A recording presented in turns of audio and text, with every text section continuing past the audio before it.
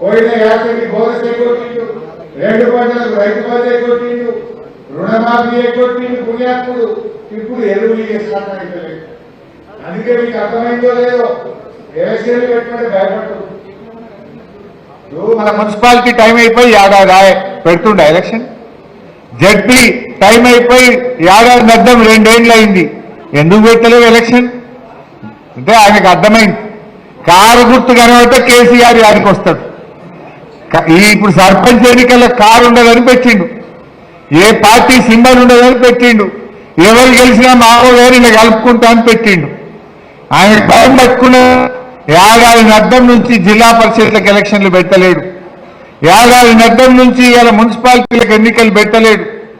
చివరికి కోఆపరేటివ్ కూడా 2 ఏళ్ళు అయిపోయి దాని ఎలక్షన్ పెట్టమంటే నిన్న జీవో ఇచ్చిండు. మేము నామినేట్ చేసుకుంటాడట, వాళ్ళ మనుషుల్ని నామినేట్ చేస్తాడట, ఎలక్షన్ పెట్టాడట. అంటే భయం అవుతుందా రేవంత్ రెడ్డి నీకు? రేపు రైతులు ఎవరు ఓటేసేట లేరు, రైతులు తిరగబడుతున్నారని అర్థమైంది రేవంత్ రెడ్డికి.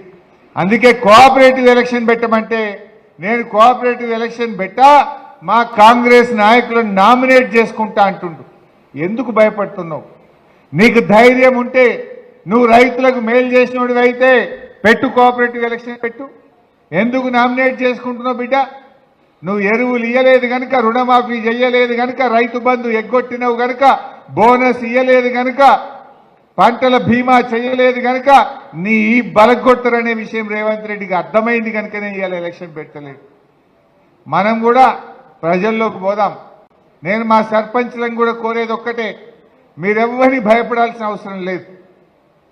ఎందుకంటే ఆర్థిక సంఘం డబ్బులు, 15వ ఆర్థిక సంఘం డబ్బులు 85% డబ్బులు ఢిల్లీ నుంచి గల్లీకి డైరెక్ట్ మీ సర్పంచ్ అకౌంట్లోకే వస్తాయి డబ్బులు. మధ్యలో రాష్ట్ర ప్రభుత్వం రోల్ లేదు. నా రేవంత్ రెడ్డి ఆపలేడు, నా మంత్రి ఆపలేడు, నా ఎవ్వడు ఆపలేడు.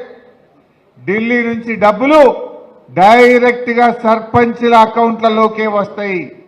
సర్పంచ్ ఎంత పవర్ఫుల్ అంటే ఈ దేశంలో ఎమ్మెల్యేకి చెక్ పవర్ లేదు, మంత్రికి చెక్ పవర్ లేదు, ముఖ్యమంత్రికి చెక్ పవర్ లేదు, ప్రధానమంత్రికి చెక్ పవర్ లేదు.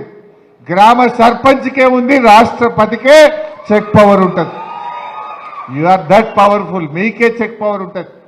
ఆ పైసలు ఎవడో ఆపుతాడు, ఎవడో ఆగబడతాడు అని భయపడాల్సిన లేదు.